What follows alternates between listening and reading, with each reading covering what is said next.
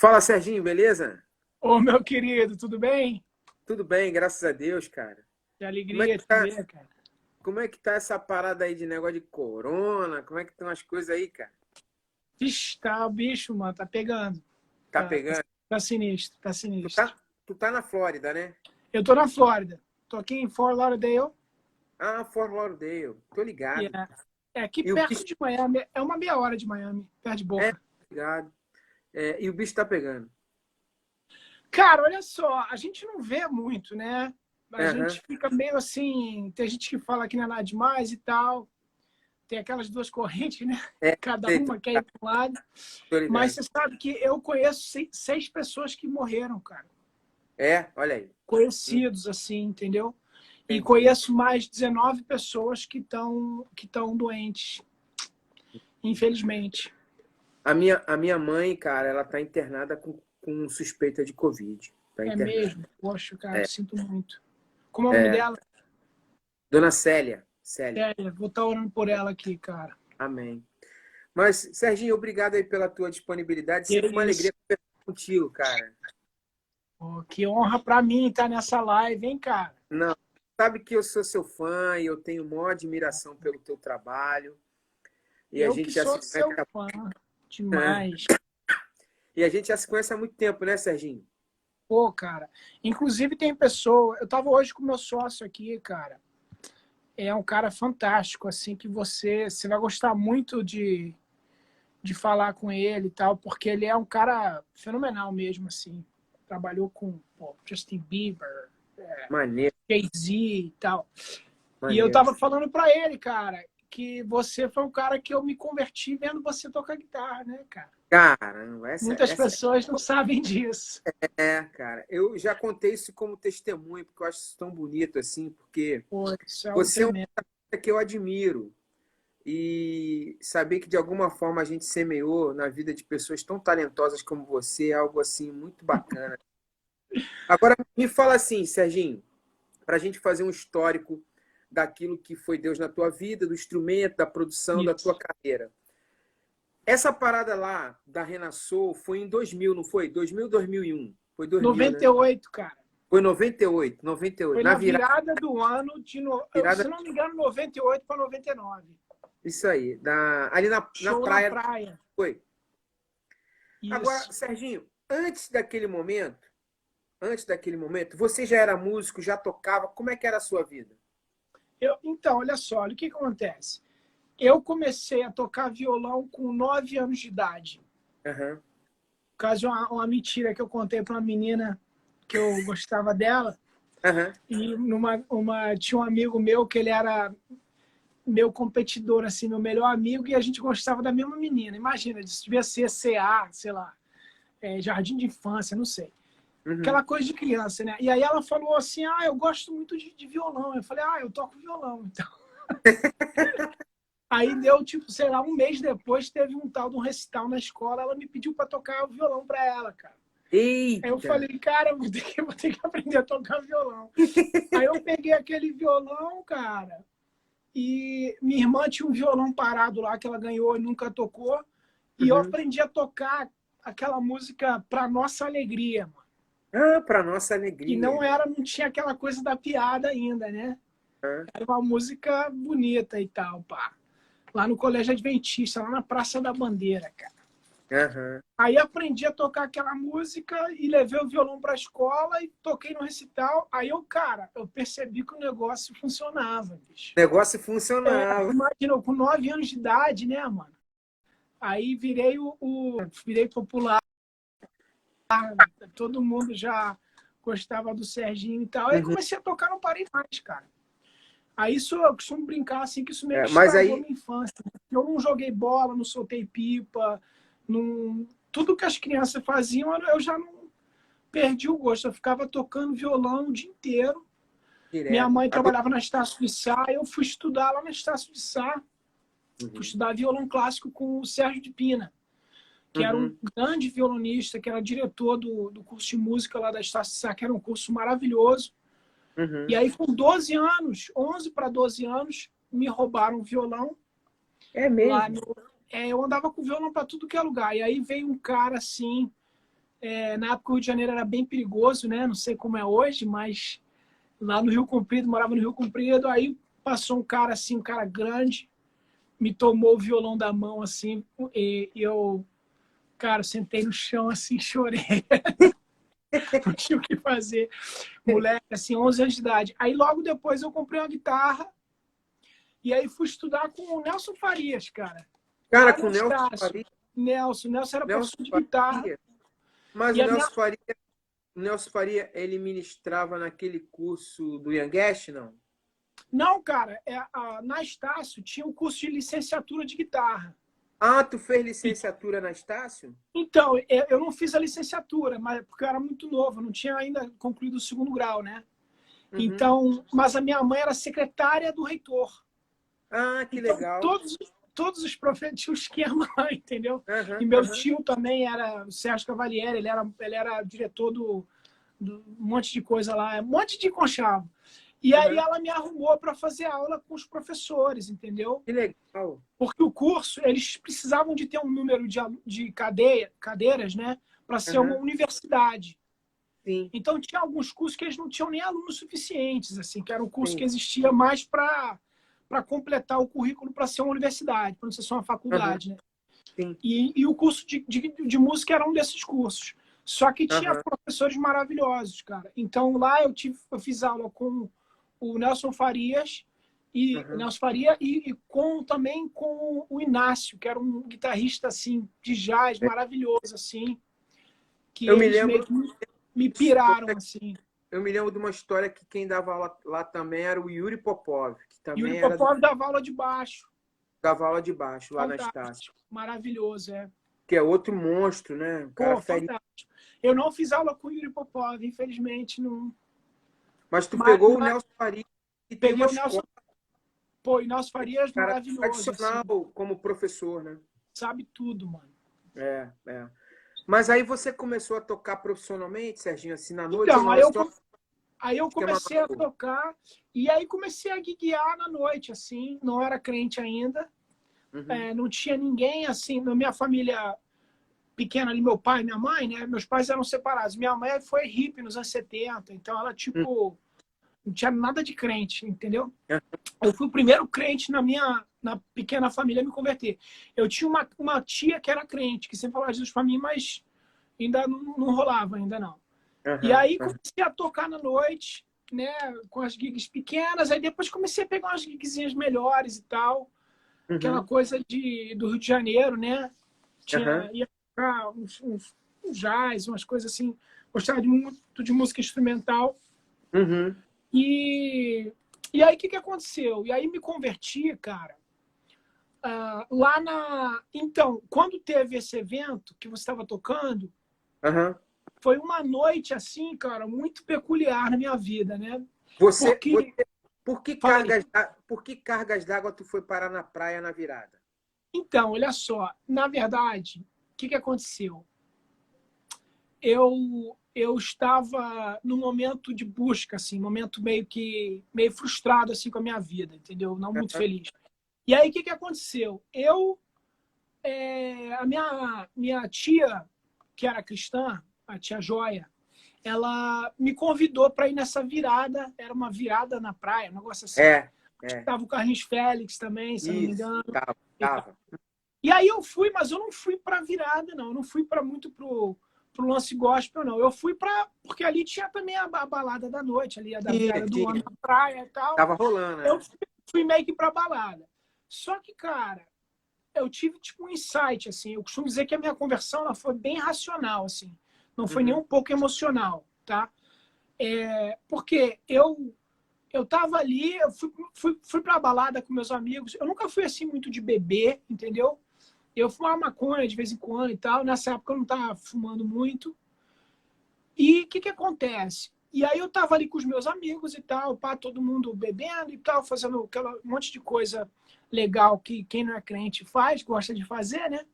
E aí o que aconteceu? Eu percebi, de repente, assim, lá pra, sei lá, meia-noite, que já tava todo mundo infeliz, entendeu? A minha galera tava todo mundo já... Um brigou com a namorada, o outro já vomitou, e passou mal, já teve que ser levado para tomar glicose lá no... Acho que é lá no MEC, levavam para tomar glicose. Uhum. E o outro já arrumou uma briga ali e tal. Aí o cara, olhei para mim assim, cara, sabe, caiu uma ficha assim, eu falei, pô, cara. E aí eu olhei assim, cara, olhei como quem... Olhei para um lado assim e vi os crentes ali, cara. Os crentes, é. Os crentes. Aí eu olhei assim para cá, olhei para minha galera, olhei para a galera dos crentes. Uhum. Mano, e aí caiu uma ficha assim, porque eu vi no rosto da galera, e eu tô falando isso não como evangélico, tô voltando àquela a mentalidade totalmente imparcialmente falando. Uhum, Eu uhum. olhei para os evangélicos e eu vi um brilho, assim, uma alegria, uma felicidade no olhar. Uhum. À meia-noite, tipo, acho que já tinha queimado fogos, entendeu? Eu falei assim, cara, tem alguma coisa errada, porque eu tô aqui com esse bando de perdedores, entendeu? Uhum, Que uhum. nego fuma, bebe, cheira, faz sexo, faz tudo o que quer fazer e tá todo mundo infeliz. Perfeito. E os crentes estão ali, os crentes boboca, que não usa droga, não enche a cara, não sabe pegar todo mundo, e os caras estão lá felizes. E eu quero aquela felicidade ali, mano. Maneiro. E eu me Maneiro. lembro, você sabe que eu me lembro de você, cara, no palco, mano? É. Como? Eu me lembro de você tocando aquela guitarra assim, funkeada, né? É. Um auazinho, um negócio Isso. bem legal, assim. E eu já era guitarrista, já era música. Eu falei, pô, que legal, mano, som legal. Não sei, acho que era o Kinder na batera, não era? Kinder de batera. Era o Kinder de... Isso. Pô, É. uma gig assim maravilhosa, assim, Era o sabe? Kinder de batera, né? E aí eu falei, caraca, quem são esses caras, né? Como é que eu não conheço essa galera? E É. aí, e uma alegria assim, genuína, entendeu? Aquela coisa de que só quem tem Deus no coração que sabe o que é, né?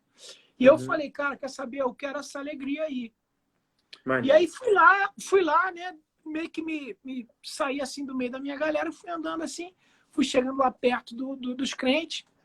E aí logo depois, não sei se depois, ontem teve o show do Carlinhos Félix.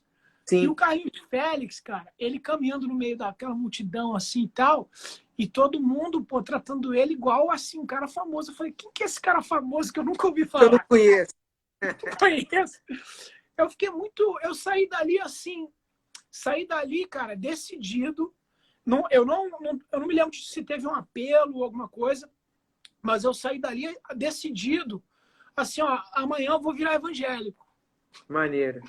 Amanhã de manhã eu vou numa igreja e eu sabia que tinha esquema de aceitar Jesus e tal.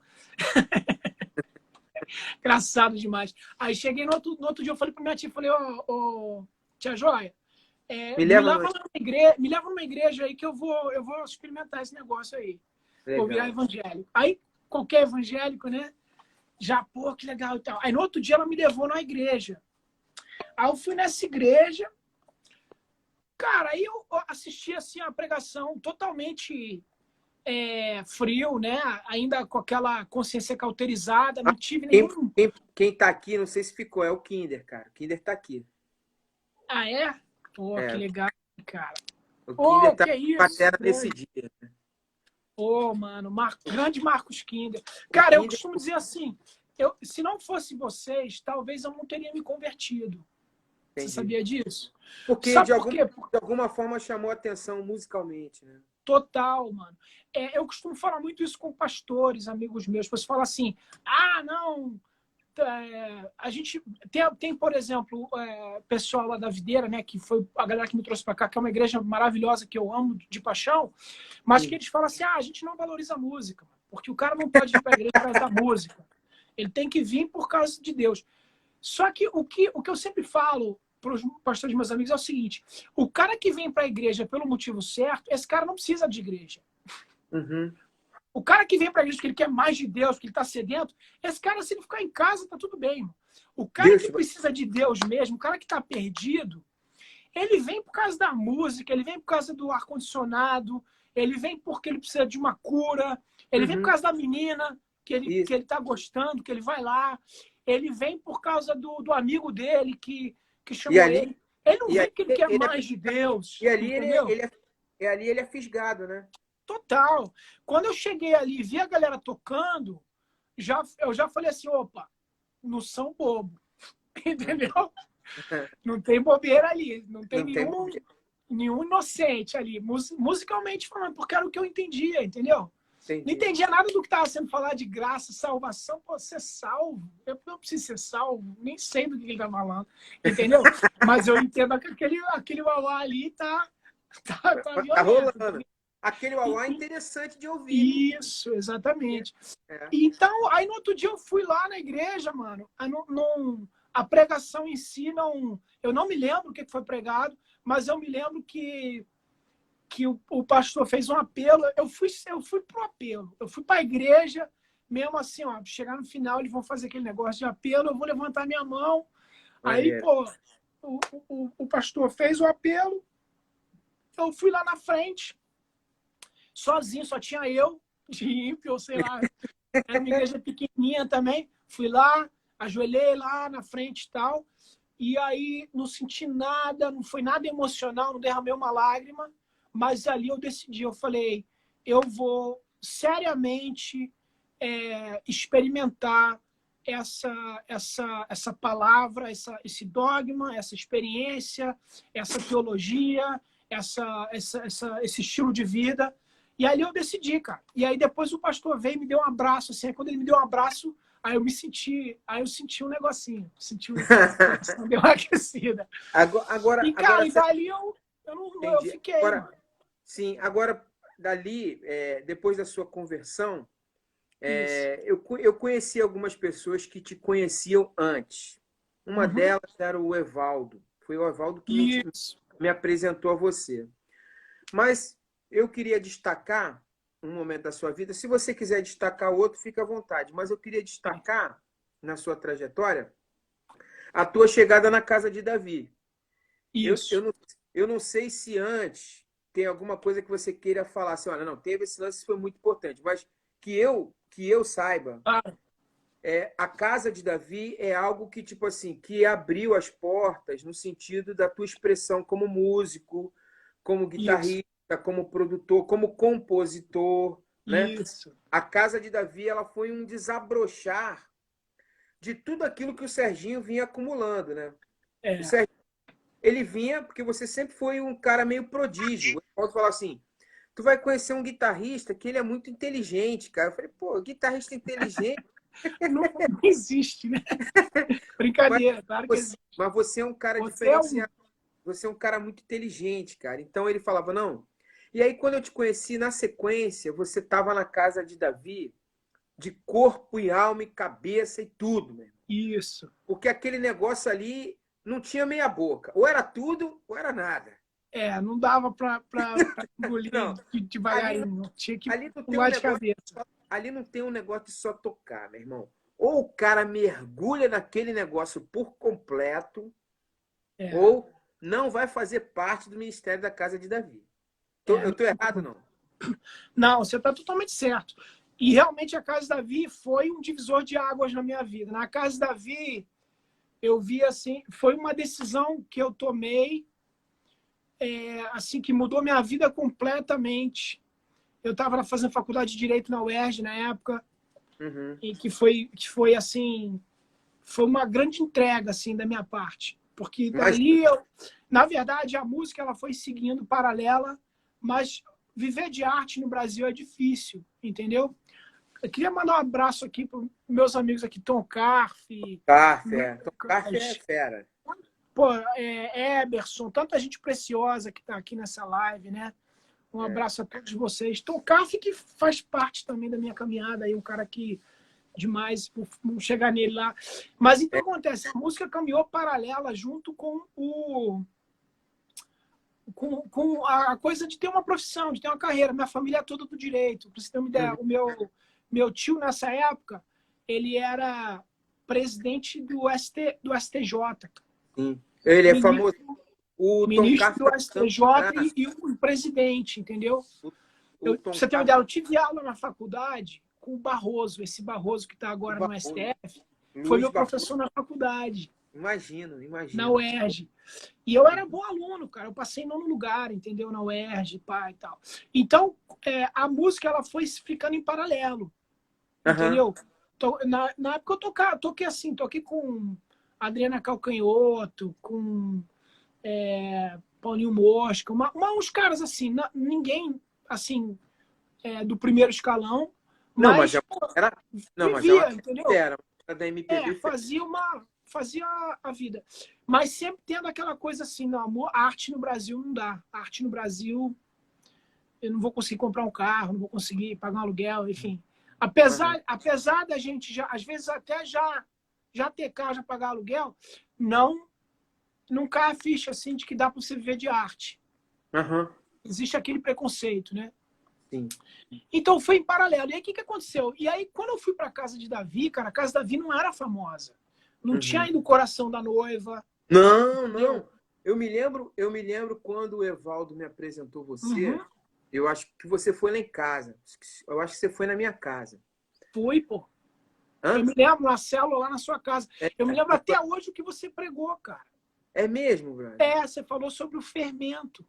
Falei sobre o fermento dos Você falou fariseus. sobre o fermento dos fariseus e você trouxe uma perspectiva fantástica que eu É nunca verdade. ouvi ninguém pregar além de mim. Só que eu prego copiando você. Não, você é feríssima, brother. O lance do fermento ser a turbinação do mantimento. Enfim, É, né? é, é. Então até hoje eu me lembro, cara. Você vê que Porque você os fez caras, parte mesmo.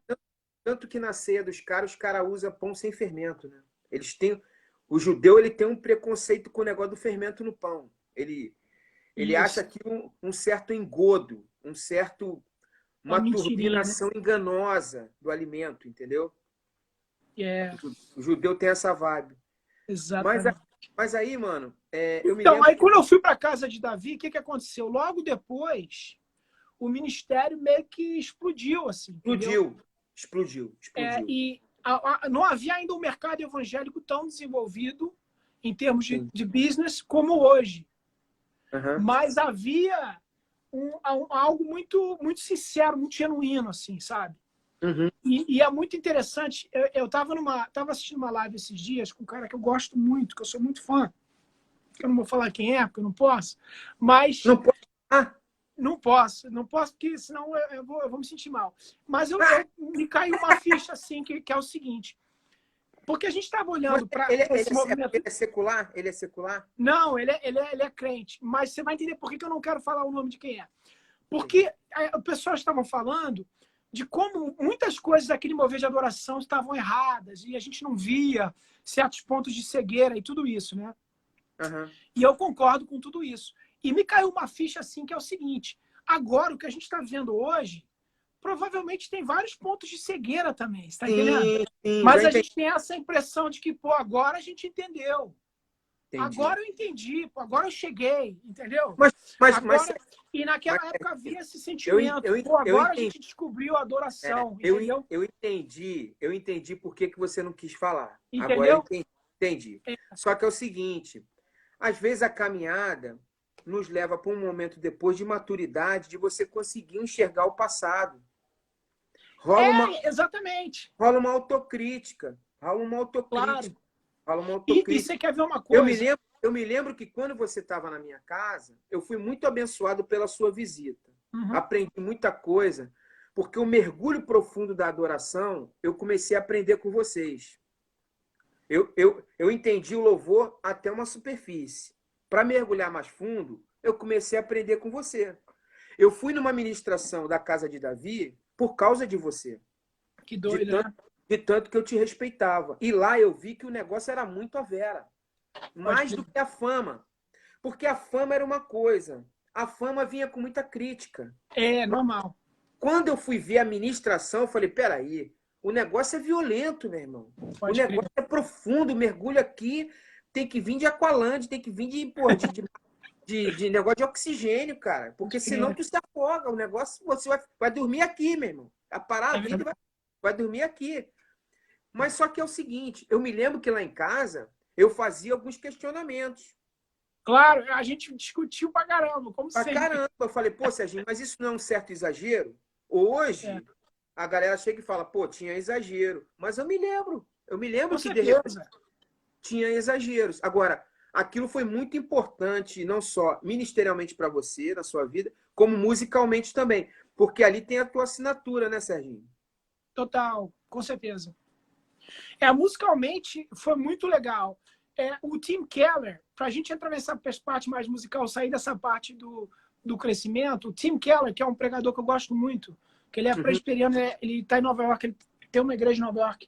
Ele não está mais pastoreando, não sei se você conhece ele. Conheço, já li. Ele é muito legal. Ele fala algo no livro dele que é muito interessante. Ele fala assim, sabe quando você tinha 13 anos de idade e você fala assim, pô, eu era um idiota, cara. Uhum. Igual eu falei a história da menina, que eu falei pra menina que sabia tocar violão. Pô, que idiotice, né? Por que você faria? E aí, quando você tem 15 anos de idade, você pensa assim, pô, quando eu tinha 13, eu era um idiota. E aí, quando você tem 20, você fala, pô, quando eu tinha 15 anos, eu não sabia nada. Uhum. E aí, quando você chega aos 35, você fala, pô, quando eu tinha 20, eu era muito imaturo. É. Eu tô com 41 agora. Eu olho para quando eu tinha 35, eu falo, putz, nada daquilo, como é que eu me permiti e tal. E uma coisa que ele fala, e ele já é um senhor, ele deve ter, sei lá, mais de 60 anos, e ele fala o seguinte, que continua acontecendo isso, entendeu? Quando você tem 80 anos, você vai olhar para quando você tinha 65, a Sim. menos que você se ingesse, pare de aprender, pare de crescer, pare de caminhar em revelação, porque a revelação de Deus ela é gradativa. E ela tem uma dinâmica, né? Ela é gradativa. A gente olha para os fariseus e fala assim, a pessoa era idiota, mano. Como que eles não viram que era o Messias? É fácil para a gente falar isso hoje, bicho. Talvez a gente tivesse naquela época, a gente ia ser fariseu. Com certeza, só teve 120, mano, que acreditaram, bicho. Uhum. De todo mundo que viu os milagres, toda a galera que estava ali, só teve 120. Você acha que você ia ser um daqueles 120? Claro que a gente acha. É muita soberba, né? Entendeu? Quando eu vejo o filme lá da lista de Schindler, a gente tem a tendência, o Jordan Peterson, que é um filósofo aqui americano, ele fala isso, canadense, na verdade, ele fala assim, quando você vê a lista de Schindler, você se tende a se colocar no lugar do Schindler, do cara que salvou os judeus, que arriscou a vida, que abriu mão de tudo. Mas, na verdade, você não seria um Schindler. Provavelmente você seria um dos alemães que ia falar, vamos, let's make German great again. Vamos fazer a Alemanha grande de novo, entendeu? Verdade. E é isso que essa ou ficha então, que caiu. Ou então, um daqueles que via o processo de massacre, mas passivo. Isso, Talvez exatamente. não fizesse nada para proteger judeu. Não, provavelmente você faria assim, olha só, eu tenho filho, cara. Isso não é Tem problema família para cuidar, irmão. Eu acho errado isso aí, mas eu não vou isso não é problema meus meu. filhos, entendeu? É. Mas a gente tem essa ilusão de se ver como herói, de se ver como o cara que enxergou. E é interessante pelo seguinte, aqui na América, Lincoln, uma coisa que eu vejo que aconteceu muito assim comigo, principalmente nessa questão teológica, ministerial e tal, eu vejo assim que a América, mano, ela tem o melhor e o pior de tudo. Entendeu? Por ela ser tem um top lá em cima e o top lá embaixo. De tudo, irmão. De tudo. Entendeu? Então, por exemplo, você vai falar de ganhar dinheiro. O cara, ele tem o melhor e o pior de ganhar dinheiro. Você tá entendendo? Entendi. Você vai falar de ministério. Tem o melhor e o pior. Eu tava vendo a sua live, que eu acompanho todas as suas lives. Maneiro. Quando eu não vejo live, eu vejo ela depois. Legal. A sua live com aquele rapaz do Disco Praise. O Clayton. Isso, falando sobre música secular, sobre tocar música secular e tal, pá. E quando a gente está no Brasil, a gente tem aquela ideia que, não, pô, lá nos Estados Unidos os caras já estão na frente. E eles estão um pouquinho na frente. Só que eles estão na frente pro melhor e pro pior também. Deixa eu te dar um exemplo. Meu sócio aqui, ele é de uma igreja aqui muito legal. Quando você vier aqui, a gente vai lá, chama Church by the Glades. Tá? É uma mega church muito top, muito bacana. E eles tocam música secular no culto. No culto? No culto. Não para adorar. Não é para, vamos adorar com a música do Maroon 5. Não. Ele tem uma série, porque a pregação é toda temática, entendeu? Entendi. E é uma igreja feita para evangelística, uma igreja para alcançar o perdido. Então ela não fala, irmão, a paz, testifique, bate palma comigo, abraça o irmão que está do seu lado. Ela não fala nada disso. Porque imagina, quando você leva um ímpio na igreja, A Ah, menos que o cara esteja precisando muito, ele não não, quer o dar cara um não aguenta. abraço no irmão que está do seu lado. Não aguenta. Eu levei uma vez um amigo meu, aí, aí ele chegou, aí a mulher falou assim, a paz do Senhor. Aí ele olhou assim e falou assim, a paz da senhora. Exatamente. Entendeu? Ele Entendeu? achou A que. gente fala um linguajar que é muito pesado para eles. Bicho, é. Então, esses caras, o que eles fazem? Por exemplo, então, teve uma semana lá, que a semana era o seguinte, era Animals. Era a pregação, Animals. Tu manja o Sidney, que trabalhou na Sony? Sidney? Não, não, não Não? Pô, conheço. é Não, top, cara. Ele tá aqui, cara maneiro pra caramba. é Cara mesmo? feliz, meu irmão. Que legal. Um Mas aí. abraço aí, Cid. É. Então, o que acontece? Então, na verdade, então eles tocam. Então, por exemplo, o cara vai tocar, aí eles abriam o culto tocando aquela música do Maroon 5, Animals, Animals. E aí o cara fala toda uma pregação muito bacana, que ele pega algo do cotidiano da pessoa. Então, no Uhum. momento de adoração, é adoração. Mas eles usam a música, entendeu? E Entendi. luz e tal, pá. E aí, o que acontece? E tem a maioria das igrejas aqui que não faz isso, mano, desce o malho nos caras, entendeu? Desce o malho. Entendi. Por quê? Porque a galera ainda tá naquela coisa de que, pô, da santificação do local, Uhum. entendeu? De que o altar não é o altar de pedras vivas que se Uhum. juntam para adorar o Senhor. É um altar De de concreto. pedra, de concreto. E os Uhum. caras não estão nessa mais. Os caras já entenderam que o altar não é eles não chamam prédio de igreja, chamam prédio de prédio. Entendi. Entendeu?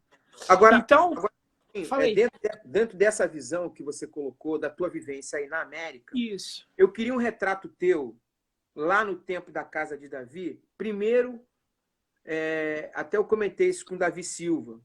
Isso. Primeiro, eu queria um olhar teu assim. Por que aconteceu aquela explosão? Por quê? A tua visão sobre por que daquele sucesso, por que daquela. Porque houve um chacoalhar da nação brasileira, meu irmão. Houve sim.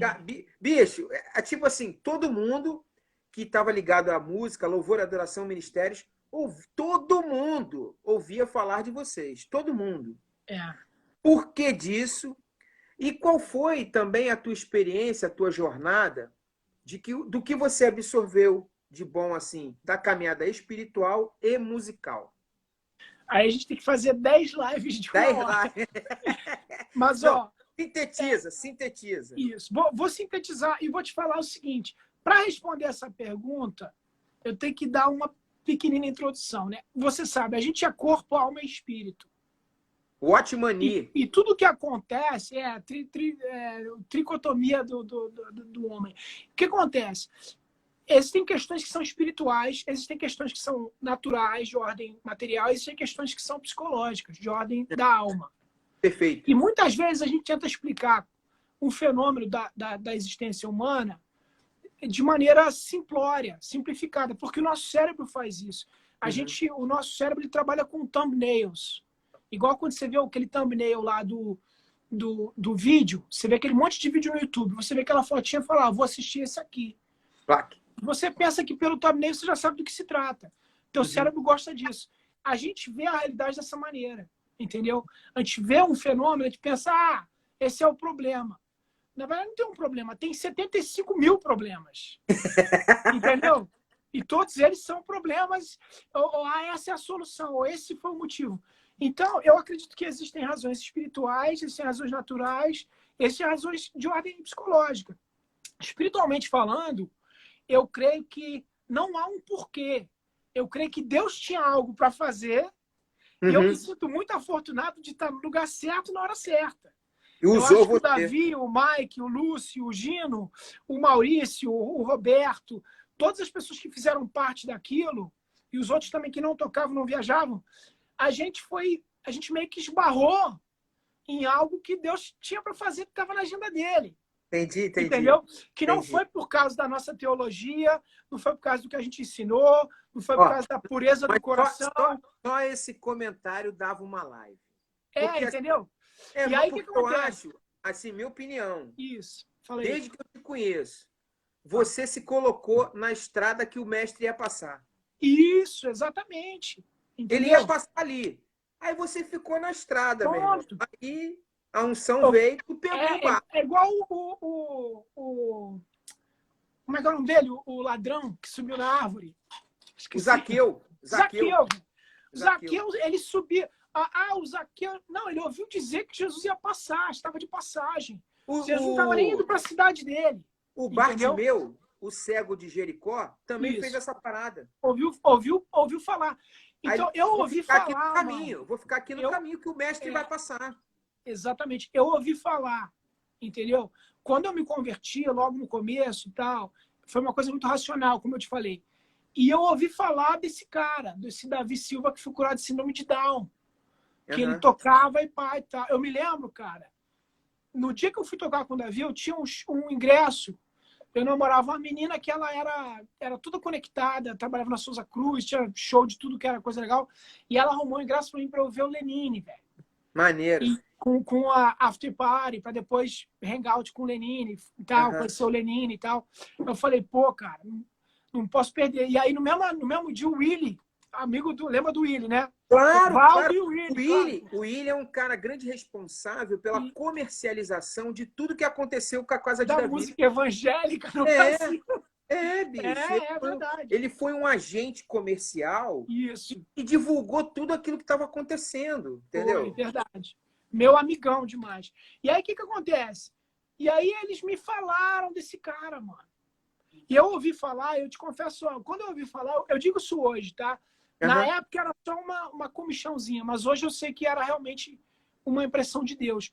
Quando eu ouvi falar daquilo, eu tive a impressão assim, cara, você vai lá e algo vai acontecer, a sua vida vai mudar, bicho. É mesmo, é? Eu tive essa impressão. Entendi. Mas bem de leve, assim. Eu falei, quer saber? Eu não vou no Lenine, não. Vou lá nessa parada. E fui tocar com o Davi. O Davi não era nem da casa de Davi ainda. E aí, quando eu fui tocar com o Davi, cara, foi algo muito especial. Então, falando aí da parte espiritual, Deus tinha algo para fazer, cara. Ele ia fazer com ou sem a gente. E de uma maneira muito... Pô, tem várias pessoas maneiras aqui. O Osés, que é guitarra, feríssima. Tem o Igor Pires, que é produtor, feríssima. Eu vi também uma outra galera aqui. Eu vejo, a minha parte dos comentários parou de subir. A minha tá aqui, então, cara. O Josué, então, manda um abraço para todos aí. Tá? O Josué falou assim, é muito louco ver dois feras da música falar de suas experiências com Deus tecnicamente. O negócio aqui é diferenciado. Pois é, mano. E então, olha o que acontece. Então, eu creio o seguinte, Deus tinha algo para fazer. Teve uma vez, cara, que eu tava caminhando lá em Londrina, no auge da parada, mano. A gente acabou de chegar da América, que a gente foi ministrar com o Bill Johnson. Na época não existia Jesus Culture ainda. O Bill Johnson, que era o pastor e tal. E fomos ministrar com o cara. A gente fazia adoração, ele cantando e pá e tal. E eu voltando assim, mano, na crista da onda, cara. Pra você ter uma ideia, eu recebi uma oferta, nessa semana, eu recebi uma oferta de $6.000, cara, de oferta. Caramba. E não tinha, nessa época não existia cachê, a gente não cobrava cachê e tal. E eu tava andando assim na crista da onda, andando em Londrina lá, meu irmão. Aí eu senti Deus falar assim comigo, como se fosse a voz de Deus, né? Não sei se no espírito, na mente e tal, não sei se foi um devaneio. Falou comigo, ele falou mas comigo. Eu senti uma conversa mental e eu conversando com Deus, ele falou assim, Sérgio, sabe de uma coisa? Você não pode fabricar minha presença. Eita! Você pode pensar que a minha presença, essa presença que faz você ficar famoso, que faz as pessoas quererem te carregar no colo, que faz as pessoas falarem, você é minha referência. Eu falo assim, pô, minha referência, cara. Se eu ganhasse $1 cada vez que o nego fala que eu fui a referência, eu tava rico. Mas isso seria terrível, sabe por quê? Porque, na verdade, a maioria dessas pessoas que falam assim, você é minha referência, elas nem me conhecem, cara. Elas nem sabem quem é o Sérgio. Se elas me conhecessem um pouquinho melhor, talvez elas iam falar, pô, esse cara não tá com nada, entendeu? Olha que maneiro, olha como é que Deus faz a gente na humildade. O Cláudio Casca falou assim, lembro do Lincoln ministrando aqui em Recife e vi muito Serginho na casa de Davi. Mas é assim, é motivo de orgulho a gente estar na estrada que Jesus passou, Exatamente, né, cara. Exatamente. É motivo de orgulho. E olha o que acontece, mano. Então, naquele momento ali, eu senti Deus falando assim comigo, você não fabrica a minha presença. Entendi. Essa presença, não é a onipresença, Deus vive em nós. Aquela música que eu gravei e tal, a única música que eu gravei até hoje, ela fala isso, que como é que pode ser esse mistério de o Deus habitar dentro de mim, cara? É. Então, existe essa presença que ela é fruto do covenant, da aliança. Que ela não é por nada, porque o cara se santificou, porque buscou, porque jejuou, não é por nada disso, cara. Uhum. É por causa do que Jesus fez lá na cruz. Ele derramou o sangue dele de uma maneira que a gente não é capaz de entender. Isso foi suficiente para que ele viesse habitar em nós. E toda a minha santificação, ela não é condição para a manifestação de Deus, nem para presente, nem para nada, velho. Uhum. A minha santificação é simplesmente uma resposta. Se eu não for idiota, eu vou ser grato a ele a ponto de me mudar.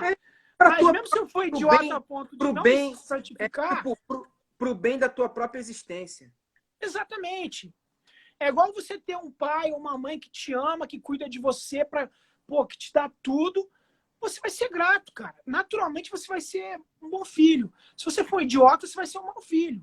É. Mas não é porque você é um bom filho que ele é um bom pai. Entendeu?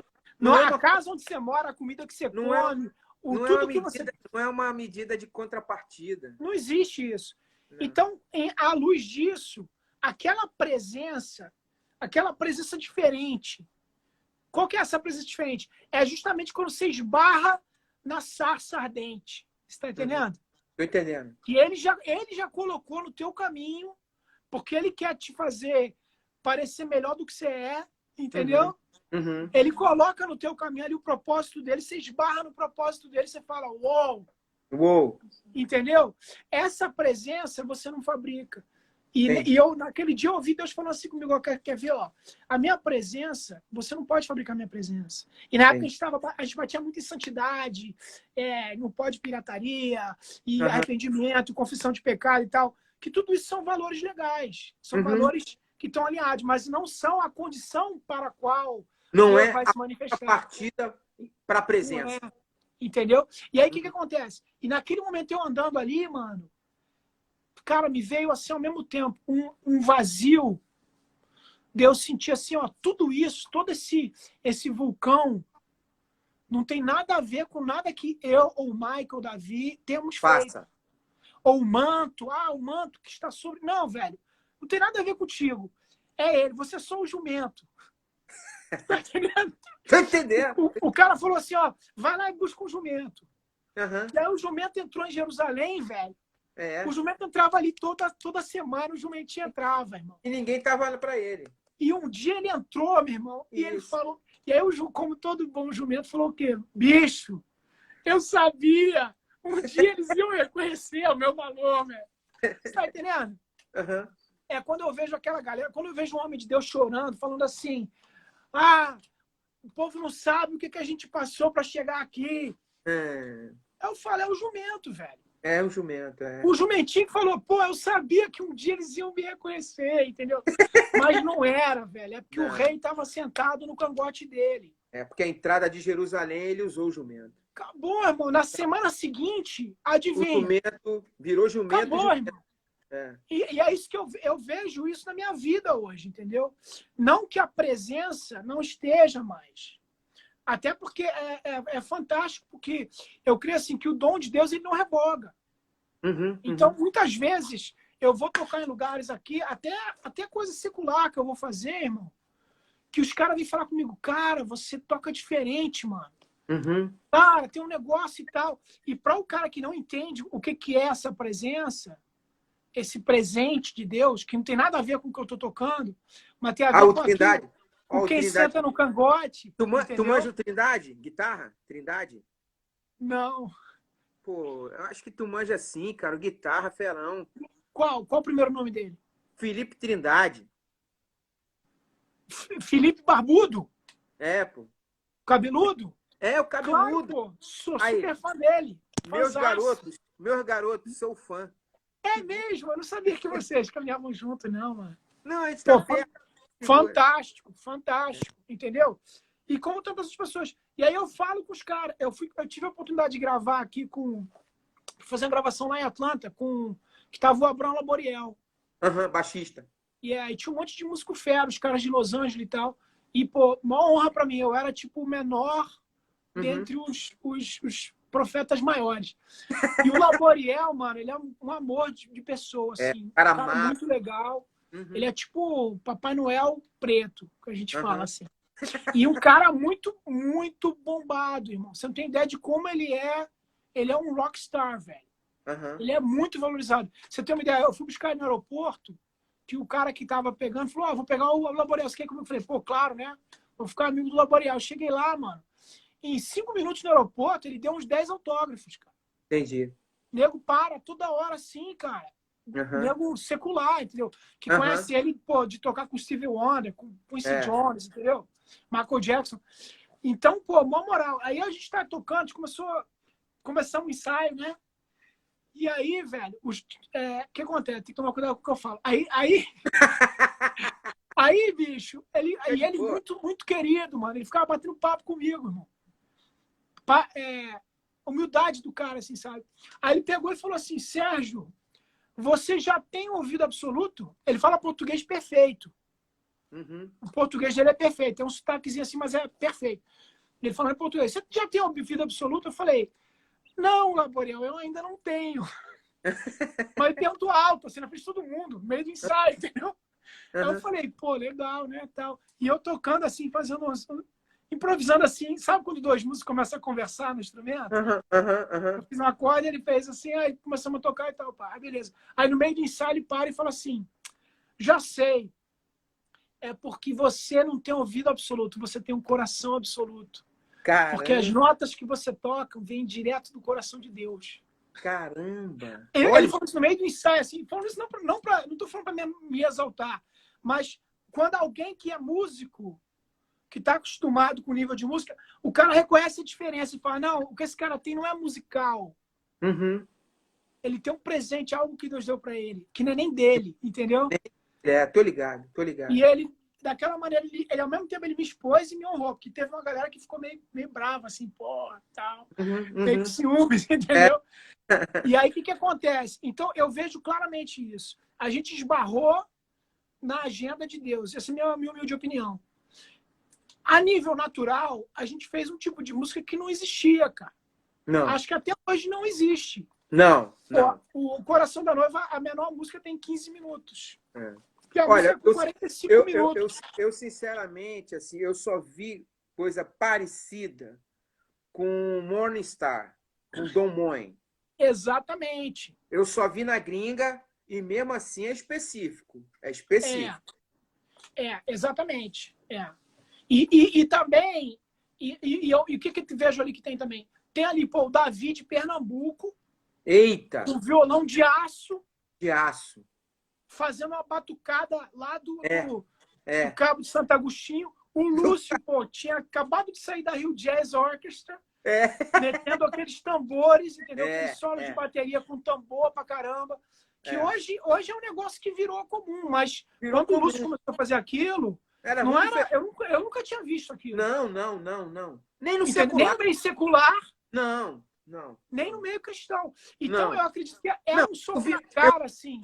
Eu vi tambores naquele esquema cultural de Recife, do Mangue Beat, mas no gospel, no rock. Exatamente. E mesmo assim, então eu vejo assim, por exemplo, teve um show que a gente fez, uma ministração da Casa Davi, né, que a gente não chamava de show, que a Nana, a Sara, que a Nana estava se convertendo. A Nana Sara nem Shiva, ainda, olha só. A Sara Shiva. Eu fiquei em disciplina por causa da Nana, mano, que eu fiquei pregando o evangelho pra Nana e os caras do ministério me deram bronca, porque eu fiquei lá, porque eu perdi o ônibus. Mó doideira. Então o que acontece? Você ficou em disciplina por causa da Nana. Fiquei em disciplina, porque foi irresponsabilidade minha também. Eu estava responsável por um monte de coisa e tal, e aí ficou eu e a Baby do Brasil e a Nana conversando, mano. Mas as conversas com elas, pô, as conversas com elas não duram 1 hora, pô. Não, de jeito nenhum. E a Nana, a Nana no processo de conversão, ela perguntava: cara, mas como é que é esse negócio de espírito? Explica pra mim, espírito e alma. E o que pode, o que não pode? E cima secular, e pá, e tal.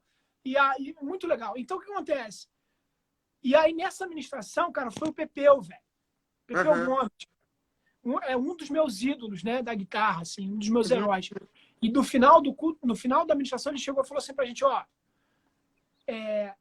eu tenho mais de 1000 discos evangélicos, cara. Eu não ouço nenhum. O disco de vocês, a primeira faixa, eu já ouvi 5 vezes. Olha que maneiro, bicho. E a primeira faixa tinha 15 minutos, velho.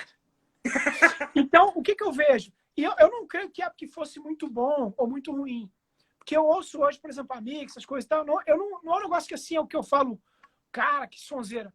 Mas eu vejo que era algo muito único, muito genuíno e que não era um negócio banal. Quando eu fui morar com o Lúcio, quando a gente foi morar em Londrina, cara, o Lúcio estudava 10 horas por dia, cara. Entendeu? É mesmo? O Lúcio é um monstro, cara. O que você vê ele tocando com a Casa da Vi, cara, é tipo 5% do que ele toca. Caramba. Entendeu? Tecnicamente, ele é absurdo, entendeu? E estudioso, ele deixava o clique tocando o dia inteiro, mano. Caramba. Ele deixava o clique rolando em casa, assim. Aí ele estudava com as baquetas de ferro, mano, que pesava 5 quilos cada baqueta, irmão. Verdade. Então, o cara, assim, obcecado, assim, virtuose do instrumento, entendeu? Aí ele falava pra mim, não, mano, você não sabe estudar, não, você tem que aprender a estudar, cara. Você tem que estudar 8 horas por dia e pá e tal. Aí que eu comecei a estudar mesmo o meu instrumento, entendeu? E, pô, gastar grana de fazer aula com o cara que era o melhor, entendeu? E, então, havia esse lado também. O que a gente fazia ali no palco, no púlpito ali, não era um negócio que qualquer uma pessoa que subia ali fazia. Não. O que o Lúcio fazia era algo diferente e tal, mas não era um negócio... Além da parte espiritual, falando agora da parte natural, entendeu? Sim. Era um negócio que... Então, eu acho que existe um valor nisso, uma importância nisso, entendeu? Isso foi um diferencial também, sacou? E eu creio que havia também um momento da igreja, momento das pessoas estarem em busca de algo fresco, algo novo. E eu creio que a gente... Tu falou em batera, tem um batera aqui, meu amigo Eliseu. O Eliseu Arcanjo é o seguinte, ele só tocou com a Beth Carvalho e com o Zeca Pagodinho, só. Que isso, mano. Mas, pô, eu assim, quero ficar amigo dos seus amigos, cara. Não, o cara é fera. Mas, assim, Serginho, a partir dali, mudou toda uma história da igreja brasileira, Casa de Davi, e mudou também tua vida, né? Porque totalmente ficou tua assinatura musical ali. Musicalmente, você, tipo assim, ficou um músico muito reconhecido, feríssima. Mas ali também, eu não quero nem retratar a parte que, vamos dizer assim, que passou a onda, nem isso. Mas eu quero dizer, aquilo ali também te catapultou, te potencializou para até uma nova perspectiva de carreira como produtor, como músico, como arranjador. Te deu um viés de mergulho e para a continuidade da sua vida e carreira e ministério, não? Com certeza, mano. Lá na Casa da Davi eu percebi, eu descobri uma paixão pelo outro lado, por estar do outro lado do aquário, né? Entendeu? Porque a gente tinha um estúdio e a gente tinha muitos outros ministros. A gente chegou a ter umas 20 pessoas, cara, na Casa da Davi, que eles eram ministros de louvor fenomenais, tanto quanto o Davi, entendeu? Tanto que hoje, por exemplo, o Lucas Consley, que está lá no ministério Toma Outro Lugar, do Marcos Brunet, que hoje é um dos maiores ministérios de língua hispana. Pra você ter uma ideia, aqui na América eles são super conhecidos. Qualquer pessoa... O Lúcio tocava com eles, né? Isso, o Lúcio fez parte. O Rodrigo, que foi meu aluno de guitarra lá na Casa da Davi, é o guitarrista do ministério, viaja com o ministério. Os caras viajam o mundo inteiro, cara. Assim, os caras são muito... Eu fui tocar com o Marcos em Nova York, cara, num evento Cara, foi, eu acho, o evento mais bem organizado evangélico que eu já vi na minha vida, entendeu? Cara? Os caras foram buscar a gente de limousine, cara. Entendeu? Então, um negócio fenomenal. O Lucas, por exemplo, ele era da Casa da Davi. A maior música mais famosa do ministério, que é O Que Está Sentado, que a música foi gravada em um monte de língua, o Lucas escreveu quando ele era lá no ministério, entendeu? Olha aí. Então eu percebi essa necessidade, eu falei, cara, eu quero produzir essa galera, entendeu? Eu acredito o seguinte, cara, um dos segredos da vida é você saber envelhecer, cara. Perfeito. Eu vejo assim, eu não quero ser aquele cara, aquela... isso é uma coisa que eu vi que aconteceu um pouco com essa geração da adoração extravagante. Não estou falando para criticar alguém, mas eu também não, como parte dessa geração, sim, eu também não quero me calar, né? Uhum. Eu vejo que muitos foram chamados para ser pais para uma próxima geração que vinha. Uhum. Só que em vez de ser pais, eles se tornaram como aquela... Sabe aquela mãe que quer ser garotona a vida inteira? Sei qual é. Aquela mãe que faz plástica. Sei qual é. E deixa os filhos com o avô. Sei qual é. Por exemplo, ó, eu vejo o Azaf Borba, o Bené Gomes, o Ademar e tal. Eles têm coração de pai. Eu caminhei com o Azaf muitos anos, antes até de eu tocar com o Carlos Davi. Sim. E foi um cara que foi como um pai para mim. E eu vejo esses caras ainda sendo pai para essa geração. Perfeito. Quando eles deveriam ser avós, na verdade. Perfeito. Porque os pais, a geração que veio, a minha geração, eu não vejo a galera ter um coração de pai. Entendi. Tá entendendo?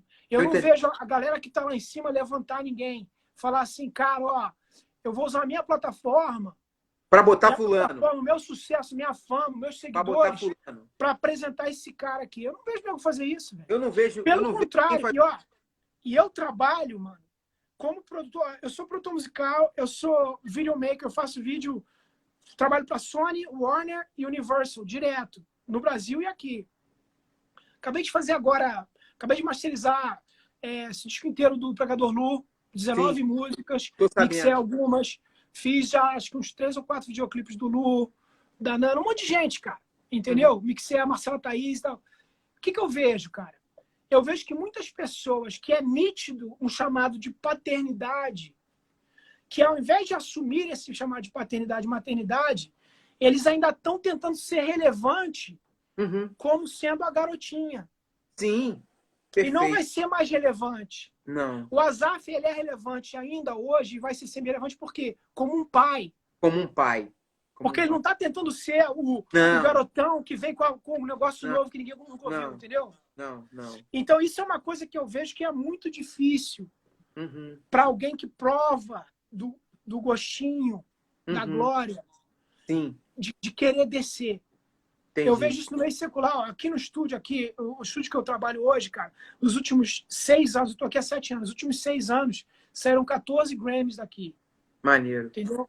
Pra você ter uma ideia, ano passado, meu sócio, ele escreveu uma música que o Justin Bieber canta, 2 anos atrás, que ela Let Me Love You.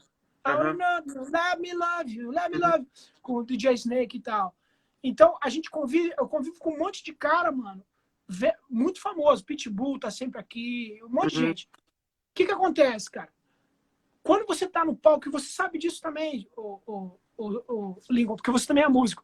Quando você tá num palco com 20 mil pessoas cantando a tua música, é sinistro. E ali, aquela multidão ensandecida ali, sinistro. E tal. Cara, quando você desce dali, não existe droga melhor do que essa. Não existe cocaína, heroína, não existe sexo. Por isso que os caras, por exemplo, o cara que é secular, ele sai dali, ele vai pra onde? Ele vai ter com um monte de mulher lá, o cara fica desensitized, ele fica insensível. Não faz nada pra ele, aquele monte de mulher. Porque ele provou a glória, velho.